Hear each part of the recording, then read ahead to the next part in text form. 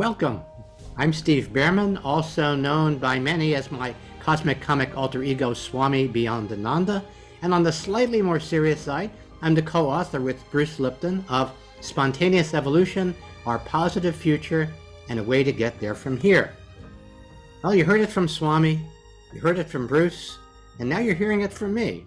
We are at an evolutionary crossroads, and our choice is conscious, intentional evolution or continuing on track to the train wreck where we seem to be headed. And that is why I'm so excited to introduce you to the 12 Habits of Unity, a truly evolutionary practice that will help us turn the pie-in-the-sky ideal into the feet-on-the-ground real deal. Let me put it this way. In the 13 years since Bruce and I published our book, this is the first time I've seen an actual pathway to practice evolution. What's unique about the 12 Habits practice is that it creates a field of loving coherence and it produces real results in the real world. You know, so many of us are looking for enlightenment spiritually, but never before has there been an organized way to enlighten our daily practices in our daily lives. As Martin Luther King famously said, people who want peace must become as organized as people who want war. Well, the 12 Habits is the first organized path to peace I've ever encountered because they're organized as a habit-forming monthly path and they gain momentum over time. They build focused coherence so our practicing together becomes a formidable, organized energy for peace and well-being. Well, the other reason that I'm so excited about this is that this has been proven successful everywhere it's been tried. I'm going to introduce you very shortly to the originator of the 12 Habits, Elaine Parke. But let me say something about her first. Since the early 1990s, her 12 Habits have reached and transformed millions of people in small communities throughout the Midwest and as far away as Rwanda. And as we're going to see, they created actual positive, measurable results. Now, Elaine spent her work life in behavioral science and persuasive communication. And after spending 25 years in the corporate world, honing her media and marketing skills, she had an epiphany. And that epiphany, as you'll hear about, set her on course to apply her skills and savvy to bring people together, overcome the illusion and trance of separation by focusing together on the virtues and values we have in common. So let's think about that Martin Luther King quote one more time. The organization he was talking about wasn't marching in the streets. It involves a different kind of demonstration. It's a demonstration of goodwill, of kindness, of intentional mutual benefit in our lives on a day-to-day basis. And when we reinforce this, doing it as a coherent practice, that is what really transforms our lives and the lives of the people around us. There's a great quote that Elaine uses in her book on the 12 Habits from the noted historians Will and Ariel Durant. I want you to think about this. Quote, civilization is just a slow process of learning to be kind. Isn't that interesting? Now, seeing how toxic and divisive our current so-called civilization has been, we now have an opportunity to put the civil back in civilization. So let's get right to this. There's plenty of people out there who are thought leaders sharing their great thoughts. This is an obvious practice, and we need practice leaders to join us in this amazing intentional experiment that we're going to tell you about. In these times of separation, division, and toxic polarization, we need all hands on deck to bring human kindness to humankind. Here we are. Okay, so I want to introduce you to Elaine and talk a little bit more about how all of this came together to create a very powerful practice so that you can become an empower house yourself and you can empower the people around you. So one more thing, you know, so many people in these very, very challenging times are looking and they're saying, what can one person do? What can one person do? And so we're offering another question, a more elevating question. What can all of us do together? And so that brings us to the 12 Habits of Unity practice. Welcome, Elaine. Thank you, Steve. It's wonderful to be here talking with you about this, and I'm excited about the audience learning about this and perhaps becoming involved over time as this thing goes on. But it's been many years for me, and you sort of asked me, where did this come from? I think, like many people with visions like this, who really have a deep-seated desire to want to help others, my own childhood was very abusive, and so I wanted to be treated better.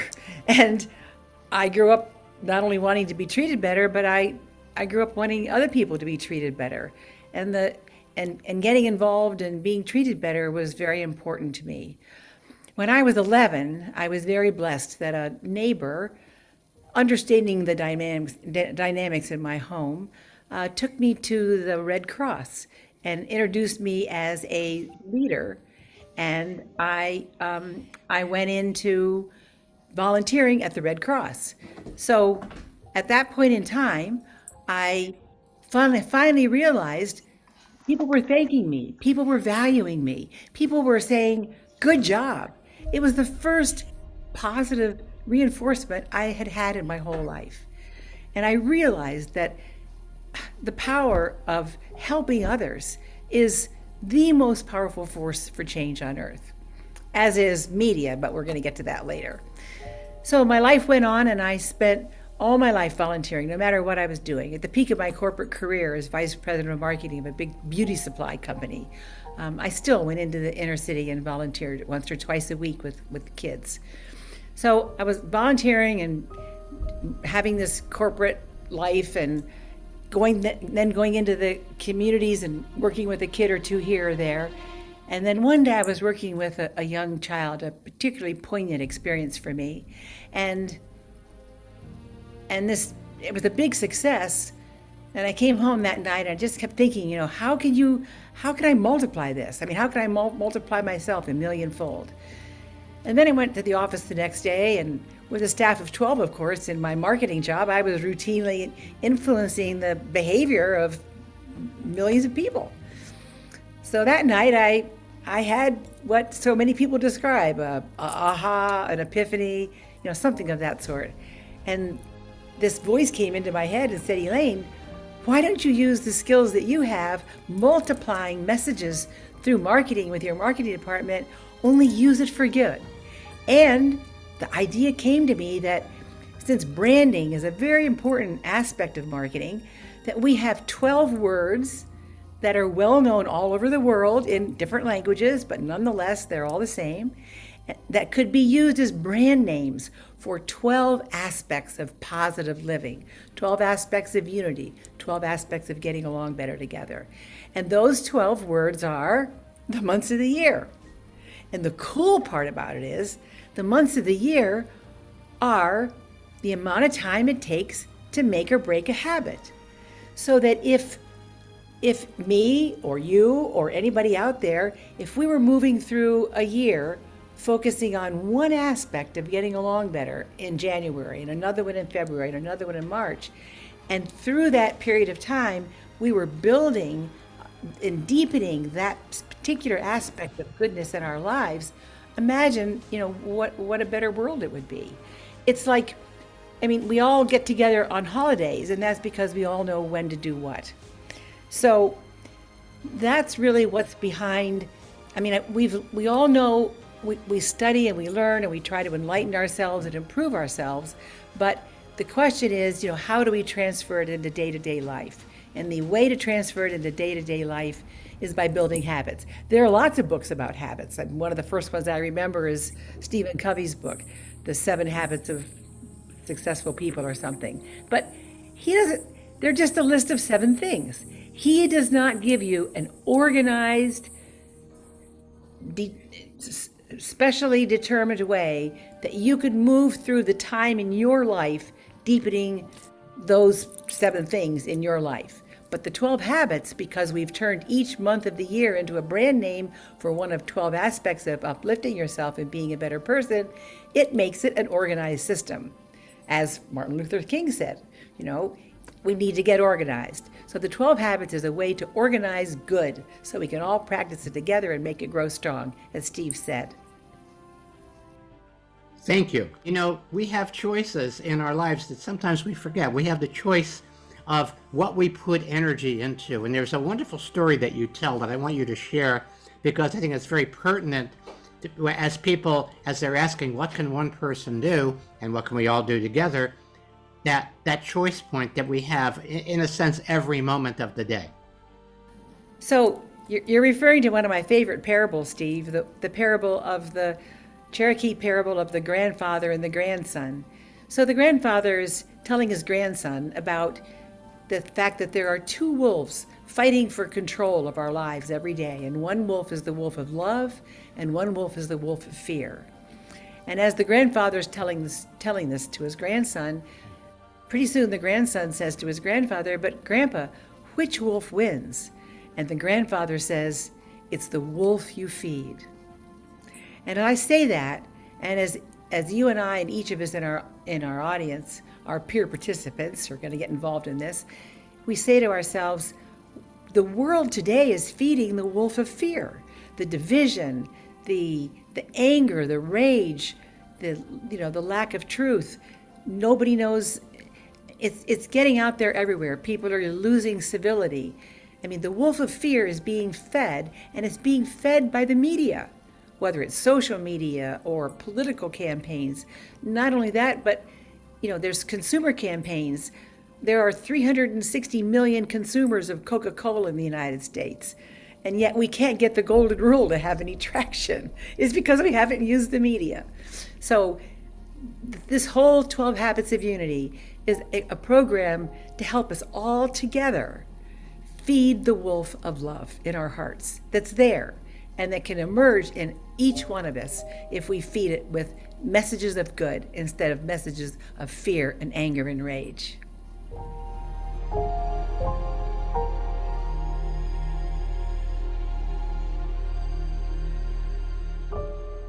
So, as I had mentioned, Bruce Lipton and I wrote a book in 2009 called Spontaneous Evolution, Our Positive Future and a Way to Get There From Here. And there's a bit of a promise in that premise, a way to get there from here. And so Bruce and I created a 3-step program.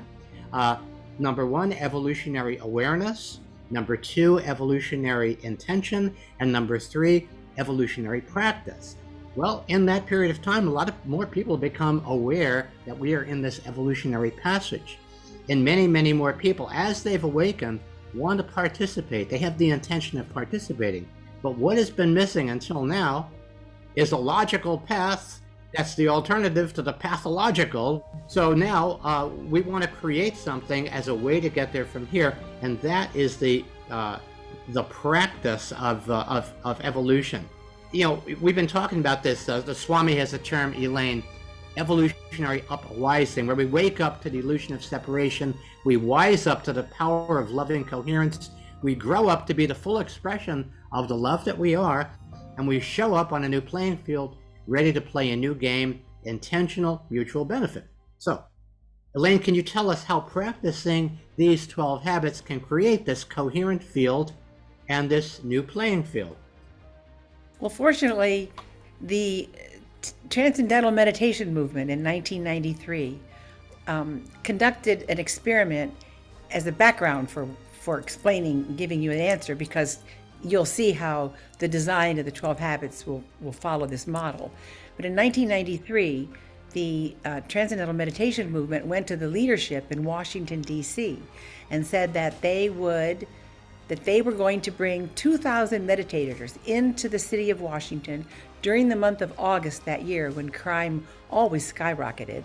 And they were going to bring crime down in D.C. during that period by 20%. And of course, I think the chief of police responded to them at one point, the only way you're going to bring crime down in D.C. by 20% is 20 inches of snow. But nonetheless, this was an experiment, and there were 2,000 people that moved into the D.C. area and meditated every single day during the month of August on a focused meditation, on nonviolence, on peace, and they sent those coherent consciousness into the atmosphere around DC.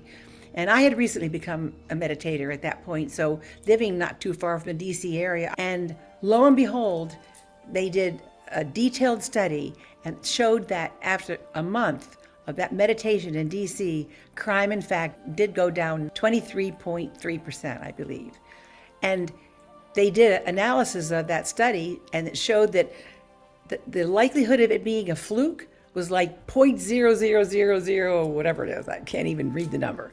So that shows that when we resonate, coherently resonate something specific and positive with one another at the same time as they were doing in DC, that we can actually, without seeing anybody, without having them be visibly around us, our waves can go out. So that if in January, the habit for January is help others. So if each of us in our morning reflections begins our morning reflection with reflecting on helping others and maybe thinking of the things that we're going to do that day to help others and whatever it would be. And that if the next person, and it was happening in one town here and a town over there and across the world in Africa. The point being is, since January will always be the month to help others, eventually it'll all come together and the whole globe will be resonating with one specific aspect of what it takes to create a loving, harmonious, coherent globe. And the people who don't know what we know, they're going to get it. I mean, the crime wasn't brought down by the meditators that went into DC. The crime didn't happen in the hearts of the people who were receiving that resonance and didn't even know it. And that's the way that we can be so powerful with this organized model to bring us all together in uplifting coherence around the globe. And why each and every person is important with just a teeny tiny part of their life. I mean, imagine if you became a peer partner in the 12 habits and you simply started your morning meditation with just a minute or less. So, it's a total of 365 minutes in a whole year. That's all it's going to take from you. 6 hours, that's 1/4 of a day in a year.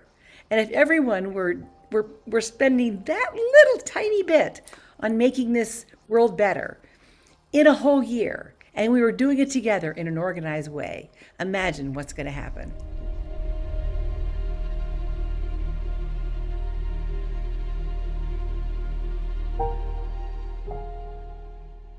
But wait, there's more. There's more to this, and here's why. Because it's great, what you're talking about is having this great intention. The meditation, a minute a day on these habits, similar to what the transcendental meditators did, right? But there's another aspect to the practice. We're feeding two birds with one stone. And the other aspect to the practice is actually bringing the golden rule into practice. Golden rule, it's a great idea, but unfortunately we've been overruled by the rule of gold. And so we need to reestablish it, not simply as an ideal up there to live as an ideal that's up there in the sky, but a real deal that it's down on the ground. And this is a practical application of the golden rule, putting it into practice. So say more about the relationship between the 12 habits and the golden rule. All right, Steve, I think I can I'll make a visual out of it since you and I are both standing under rainbows. So the golden rule was first attributed to the Sumerian sun god Utu in 2350 BC. That's almost 4,000 years ago. And yet the problem with the golden rule is it's a standard. You can't turn and practice it. This minute you just can't turn and do it, because it's a generality, it's a standard. It's like light. It's like love and light. It's a general thing. But when you put light through a prism, it breaks into a rainbow. And then you can see the colors and the practices. That's why each month of the year has its own color. So we've basically allowed the general practice of the golden rule to be broken down by the 12 habits into 12 colorful prisms that each of us can, that are specific and have their own wavelength. The wavelength of help others, do your best, and you'll see them all in a few minutes, so that they're actionable. So not only can we coherently put the habit or the practice or the idea into the consciousness with our meditations and our reflections, but we can also put them into practice in our daily life, because now they become actionable, practical things that you can actually do. You can actually hold the door for an older person that's about to enter the grocery store ahead of you.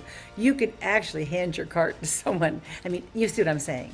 So you have the combination, for the first time, you have the combination of the ability to come together coherently in spiritual consciousness, at the same time as you have the ability to come together with daily practices that are broken down into actionable components. So basically, these are the 12 habits of the golden rule. You can't do the golden rule, but you can turn and do one of these 12 aspects of unity that we are working with and explaining to everybody today.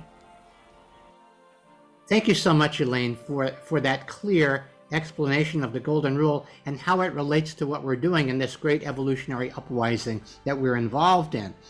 As you said, the golden rule is a standard. It's static. It doesn't really move. And so it's up to us to turn it into the ecstatic that we move into the world by practicing these habits that bring people together in loving coherence. You know, Steve, back when we first met, and you were immediately excited because not many people get this. You sort of have to have marketing experience to get it. And so you got it, but you have this story that back in March, how it actually affected your life. Do you want to share that with everybody? There's a good example. Sure. The habit for March, as you'll find out very, very shortly, is resolve conflicts. And at that time, I had had a couple of people in my life, and because of, let's say, political differences, we were separate from one another. And I took the opportunity to reach out to those people, to really call forth a higher view, that above and beyond that which separated us, we had so much that united us. And so I said, well, it's almost the end of March, resolve conflicts, what the heck? And I sent out these emails. And the results and the responses were extraordinary. That there was something about the timing, there was something about the tone, where the people went, oh my goodness, you're right. We have much more in common. Let's focus on that which we can cohere around, the coherence that we have, and allow the differences to still be there, but have them be in the background. So the focus is much more on the resonance that we have rather than the dissonance.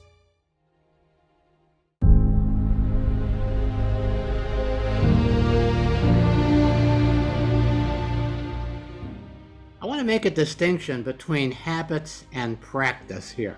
You could have called the book The 12 Practices of Unity, or Evolution, or Heaven on Earth.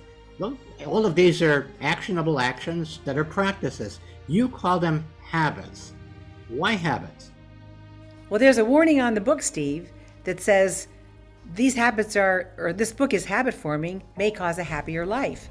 That's because when we all know, as we learn to brush our teeth and all the things that are habits, that if you do the same thing over and over again for 21 to 30 days, you're going to make a habit out of it. And one of the problems that I saw in society, as we've been trying to make society better, is that the negative things, and now more than ever, are like overwhelming. But the positive things are so fragmented that, nothing gets any traction. So when the habits are practiced and reflected on for the same habit for a 30-day period, or the amount of time it takes that's in a month, then everybody deepens that habit, both as a practice and as a part of their consciousness. And ultimately, as you move through time, and hopefully this experiment will go for a year, but it'll keep going.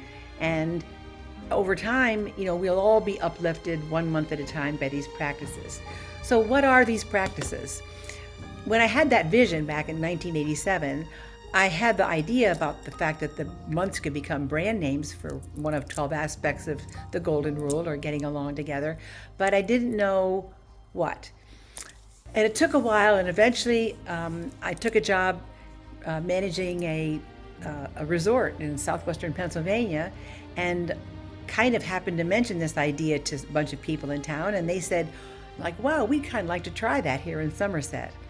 So a group of people from the town got together, and we spent probably 8 or 9 months saying, okay, well, if we're going to make January a habit building practice, what's that going to be? What's February going to be? What are they going to be? And so the 12 habits were originally conceived as a kind of crowdsourced by the people in this town, from students to the mayor to the owner of a local radio station. They were all involved and excited in doing this. And they chose each of the habits. So this wonderful crowdsourced group decided that the month of January would be help others, be of service. The goal would be to lift our spirits and the spirits of others by caring, sharing, and giving. We extend the holiday giving season by making it a practice habit to begin the new year. The bottom line is, helping others puts intentional mutual benefit into practice. In the month of February, let's all remember you count. The goal is to know that you count and to believe it. February is the month of love, and what better month to love thyself and love thy neighbor? Each one of us counts. Each one of us makes a difference. Every person is valued, honored, and respected for who they are. In the month of March, let's resolve conflicts. The goal for the month is repair a relationship with at least one person. March comes off like a lion and out like a lamb.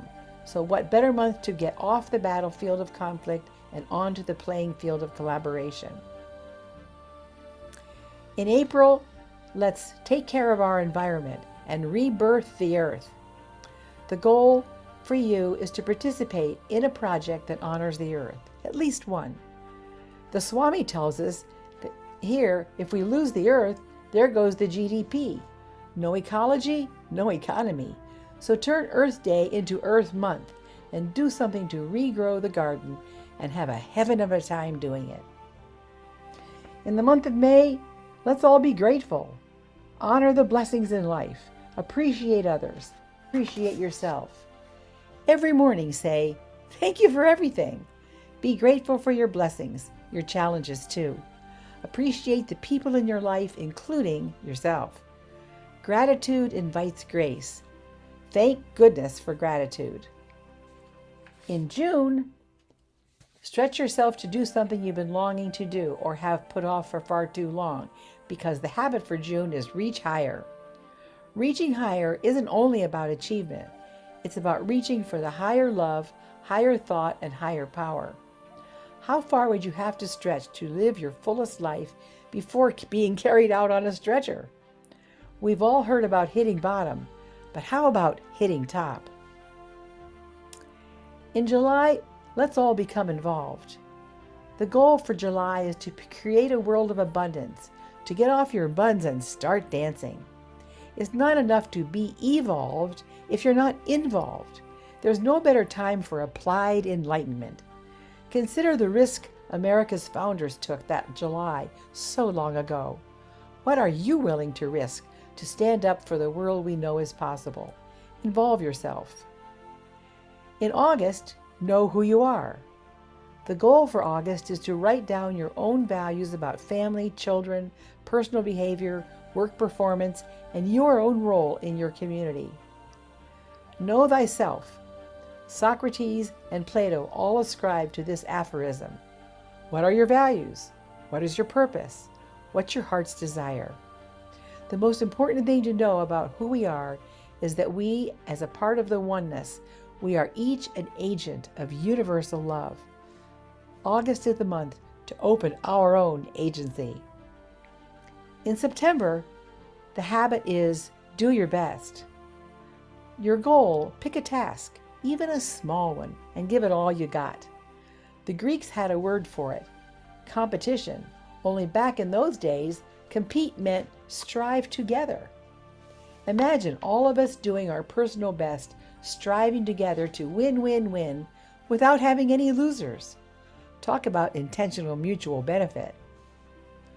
In October, the habit is to be patient and listen.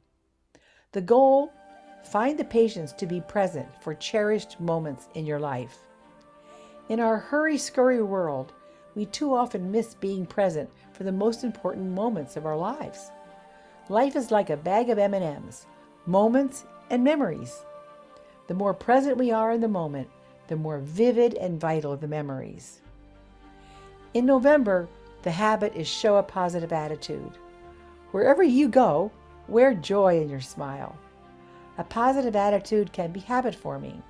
Science tells us that when we smile, even if we aren't feeling happy, just the movement of those muscles cause the secretion of feel-good hormones. So showing a positive attitude just might very well create one. Finally, the last month of the year, and my favorite, December, the habit is celebrate community, family, and friends.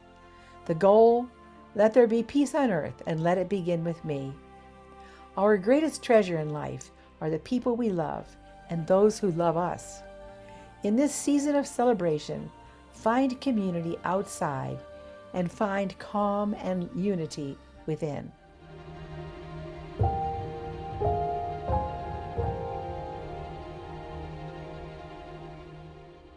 Thank you so much for that, for walking us through those habits and really showing the intuitive way that they were gleaned.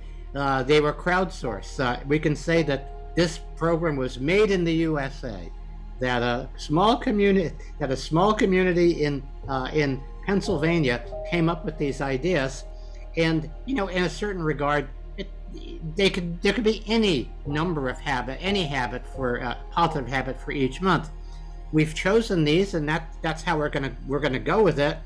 And what's really great about it is that people get to do this together. So we have the coherence, like the coherence experiments of the TM people meditating together, focusing on one thing. We have people who are practicing these, not just themselves, but large groups of people focusing on the same practices every month. So we intensify, we amplify how these things are being adopted into the world. And I know that people want to know some success stories. Tell us about some of the things that have happened as the tangible impact that these practices have had. Well, one of the important things is that idea of everybody doing the same thing at the same time, which is what makes holidays so powerful. So, as you said, these could have been 12 entirely different things, but if they were all good and all positive and all above the level of division, in 30 years ago, they could have been made differently, but now there's 30 years of resonance throughout the Midwest already going on with these already, as long as we keep them the same. And secondly, in those 30 years, no one has ever came up to me and say, I don't agree with resolving conflicts, or I don't agree with being grateful. There's nothing about any of these 12 aspects of the Golden Rule that anybody can disagree with. So throughout the 30 years, it's been done in hundreds of communities and schools throughout the Midwest and in Africa. And there have been about 9 university studies that show that they've actually improved lives. Statistically improved lives, just like the statistics gleaned from the TM experiment in DC in 1993. So the University of Pennsylvania and Indiana did the first study after 2 years of practice in Somerset. And they did community-wide surveys, and at the end of the 2 years, more than 39% of the people said they had actually positively altered their behavior at least once because they saw one of the monthly messages somewhere around town. 72% of the people said that they felt more connected and more cared about wherever they were in the community as they went around the community. And very importantly, the court docket in that county dropped 10% for the first time in 15 years. And a neighboring county, which had always carried pretty much the similar level of court activity, continued to rise, but Somerset court dockets came down and saved the county. It was just that one expense saved the county $160,000.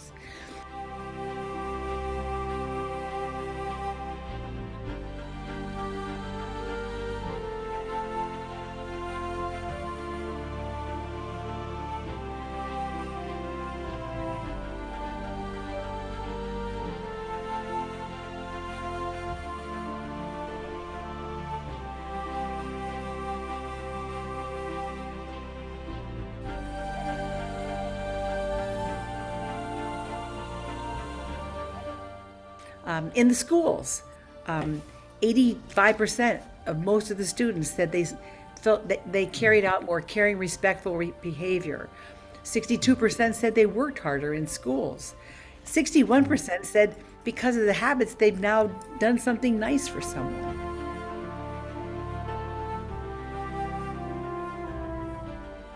There's a quote. One time I was transporting all these surveys for the woman that was conducting the study for the university, and they were in the back of my car. There were so many surveys in the back of my car, it was almost bumping the ground. So there were tons of surveys.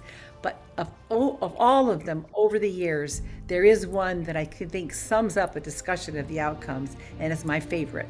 And as a young student who wrote on his survey, "I am now nice to the people I used to be mean to." What more is there?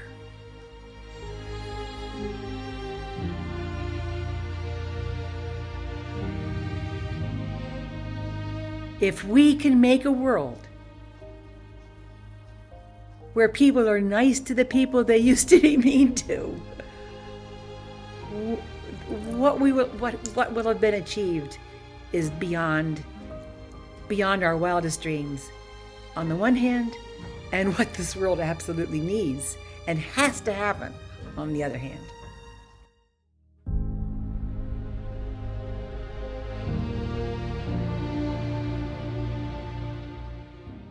Wonderful, just wonderful. Well, the Swami says, an enrolling stone gathers no remorse. And so this, we are enrolling. We're enrolling along. We're engaging with people like yourselves who want to make a difference, who want to actually simultaneously enhance their own spiritual well-being and bring that to the world and actually see measurable results through these practices in the world. And so we are creating a one-year intentional experiment, and we're inviting you to join the experiment. Be a part of it. Practice these habits coherently together month by month for a whole year, and let's see what happens. We're creating a Facebook group where people can report the great things that they've done and help other people find ways to be helpful, to honor other people, to resolve conflicts, etc., etc., etc. And we're really creating, for each of these months, we're creating an actual community of people who really are intensively practicing these practices for a month. We will be providing, for those people who want to participate, completely free. You'll be able to get a daily message to remind you of that practice, of that habit for each month. There's going to be a monthly message. The Swami is going to have a comedy piece about each of the months to help you lighten up, because after all, if we want to make the world a better place, we may as well make it a happier place. We may as well create more fun, more enjoyment. That is really the magnetic attractor that will launch this and have it make a difference. We're also doing a call every month, a live Zoom call that you can be involved with to, again, help people share more about how they've been doing the practice, what they've been doing, questions that they have. And we will also have luminaries for each of the practices who have spent their lives and careers really working on that aspect of human development and human endeavor. So we'll have people who are thought leaders who have developed practical ways of practicing each of these habits. We will have ways of reporting it. We're gathering this all into an updated version of the 12 Habits of Unity book that you will be able to participate in through your great stories and success stories. And we'll have so many different ways for people to begin to play and bring these positive things into their lives. Again, so many times we've habituated the idea of the great change is going to come from up there and out there. And actually it's going to come from down here and in here. That we are the bringers of this new world. We are the bringers of this great evolution, rather than waiting for some kind of savior from outside. We have seen the savior, and it is us. So here's our opportunity to play and practice together. So Elaine, one of the things the Swami loves is television, and that is where I tell a vision to you and you tell a vision to me. So television, what is your vision of how this year-long intention experiment will unfold that begins on January 1st? Well, Steve, I mean, I've had the vision of what's going to be happening for 30 years. And I mean, I've said to so many people in so many lectures and seminars and teacher trainings and community groups and over the years that, what if I choose March. What if March was national or even international Resolve Conflicts Month? What if radio and television and flyers and posters and so forth in schools and communities all over America were asking people to resolve conflicts in their lives, and everybody was hearing it? So what I'm hoping is that it will grow to be national observation months, so that not only will we have the residents of the reflections of one another sharing it at the conscious level, we'll have individual practices all coming together on each month's habit, but also media will get involved and it will grow that way. Actually, that's how it happened in the Pittsburgh region. KDKA-TV in Pittsburgh produced 30-second radio spots for each of the months. And they were on 2 or 3 times a day for almost 3 years in Pittsburgh. And through that's what made it grow, because they didn't have the understanding of residents that we in our audience, in the audience, in our, the people who would be peer participants going forward in January with our group of people who understand enlightenment, who understand why the TM meditators were able to make crime go down in DC by using the resonance of our consciousness, that we can make this something that's never been before. On the individual level, if you're more grateful, if you're more patient, you're going to have a happier life. There's a warning on the back of the book that says, warning, this book is habit forming, may cause a happier life. So if you become a peer participant and get involved in this experiment that Steve is talking about, and use your residents to feed around you of each of the month's habit, and come together as a group in this practice, as the TM meditators did so long ago and really made a difference, we have a chance to gain, so that the good wolf is going to really get fed in a way that it's never been fed before. That's the long answer. The short answer is, I want this to happen because we're going to have so much fun together. That's the short answer. I mean, the colors, senior centers, I've seen one senior center, they were all bickering, and so what did they do? They baked a Resolve Conflicts cake. Dentists put monthly posters over the chairs of their dental patients. I mean, the creativity that everyone will have as they focus it in their own way on each of these monthly habits. I mean, the sky is the limit, And that's where the rainbow is. And that's why a rainbow connects the spirit with the material, connects the consciousness with the practices. And that's why the colors of the 12 Habits of Unity is going to bring it all together for everybody. And why we're asking the people that are hearing this webinar or answering our call, how could you not spend 1 minute of your day at the very minimum becoming involved in the 12 Habits of Unity? Because we're going to make it happen. And it needs to happen more than ever before in history.